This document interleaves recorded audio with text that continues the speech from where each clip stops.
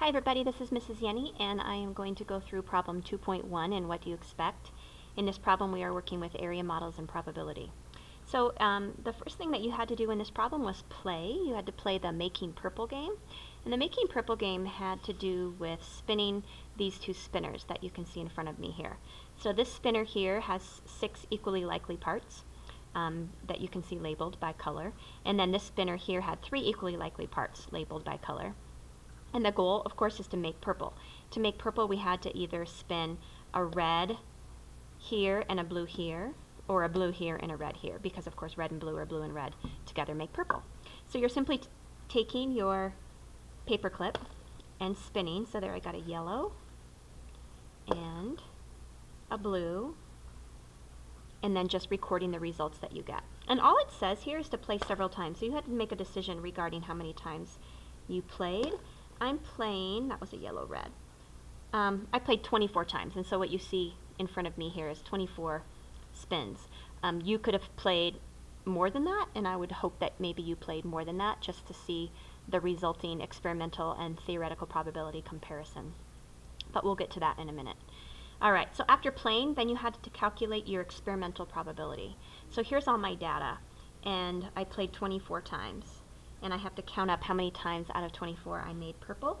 So I'm going to circle them all. There's a blue-red, and here is a blue-red, and here's a red-blue, and looks like that's it. So that's 3 out of 24, which I know reduces to 1/8. Actually, let me write it here.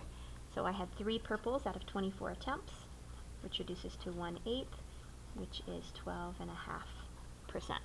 So that's my theoretical probability of making purple in this game. All right, so now I'm going to make an area model to determine the theoretical probability. Remember, theoretical probability is determined by analyzing a situation. So I can look here and I can see, okay, I have 6 equally likely parts in the spinner, and I have 3 equally likely parts in the spinner. And I'm going to multiply those, and I know that I can expect 18 outcomes.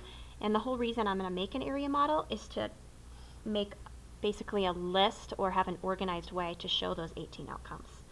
So since I'm making an area model, I'm going to start with my square, and I'm going to first separate my square into 6 parts to represent these six equally likely outcomes. So I think I'll do it this way. And I'm going to label each of those: blue, red, green, red, yellow, red. And now I'm going to separate my spinner this direction to represent these 3 equally likely outcomes. So I'll split it in third that direction, and I have green, blue, and red. And then of course I'm just filling in the outcomes that result. So I'm going to combine this here: green and blue, green and red, green and green, green and red, green and yellow, green and red. Here, blue and blue, blue and red, blue and green, blue and red, blue and yellow, blue and red. And then lastly, I have red and blue, red and red, red and green, red and red, red and yellow, red and red. All right, so now I'm going to take this one step further, find the theoretical probability. So to do that, I'm just going to circle all of my outcomes that result in a purple. So blue and red, blue and red, blue and red, and red and blue. So that is 4, as you can see, out of my 18 outcomes. And 4 18ths reduces, of course, to 2/9, which is about 22%. All right, so that is a theoretical, that's what we would expect. We would expect to make purple 22 times out of 100. So now I'm going to compare my experimental with my theoretical. So I'm comparing my 12.5% to my 22%. And obviously there's quite a difference. And the reason that I have a difference is because I only played, how many times? Did you remember how many times I played? I only played 24 times. 24 is not a large enough number in my opinion, to get your experimental and theoretical probabilities to really match up. However, if you would have played this game, say 1,000 times, which I know would be a ridiculous amount, and I'm sure you didn't, but maybe even 50 times or 100 times, you'd probably notice that your theoretical and your experimental probabilities would be closer than mine are. All right, so let's go to D. The cost to play the game is $2. So the question here is analyzing the situation now from sort of a money standpoint. So we know the cost to play is $2. The winner gets $6 if they make purple, and then we're going to suppose 36 people play. So first of all, how much money will the school take in from this game? Well, if 36 people are going to play, it costs $2 to play, and 36 times 2 is $72. So in question 2, how much do you expect the school to pay out? Well, remember, we expect 4 people out of every 18 to win, which is the same as 2 people out of every 9 that play to win. So what is that out of 36? Well, I know that out of 36, that would be 8.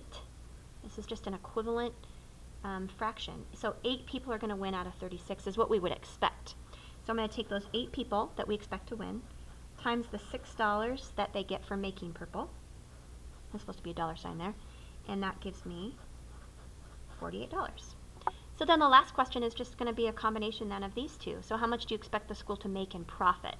Well, if you take how much you bring in, $72, and you subtract how much you expect to pay out, $48, we're just simply taking 72 and we're subtracting 48, and we end up with